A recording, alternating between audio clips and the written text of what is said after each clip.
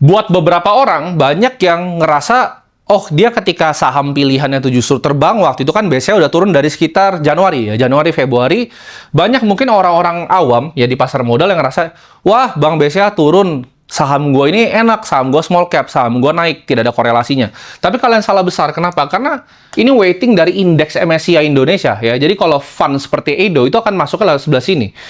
BCA itu basically pegang 24,26% Indonesia. Jadi kalau kalian dilihat sama global, MSCI yang ngeliat Indonesia, itu 24% itu BCA, ya.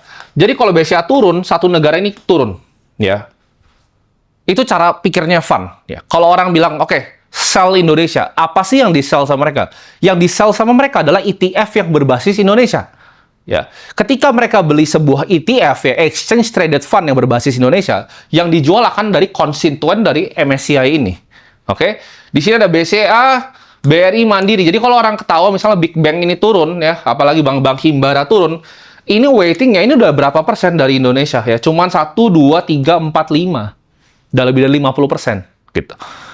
Jadi ketika saham-saham besar ini turun, jangan kira small cap kalian tuh masih akan naik. Mungkin sementara, ya.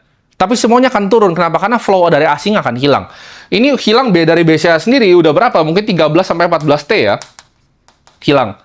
Dan ini seharusnya sesuatu yang bisa gue baca. Ya, jadi kalau secara makro, gue melihatnya, gue betting waktu itu bahwa Bank Indonesia itu tidak punya pilihan lain ketika rupiah itu naik.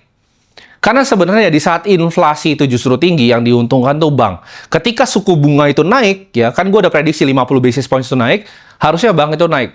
Tapi ini memang ada faktor domestik secara struktural di sini, ya. Jadi ada problem dengan kebijakan-kebijakan fiskal yang dilakukan di negara kita. That's why ini semua turun, ya. Karena kalau kita lihat sentimen dari asingnya juga sentimennya sangat jelek.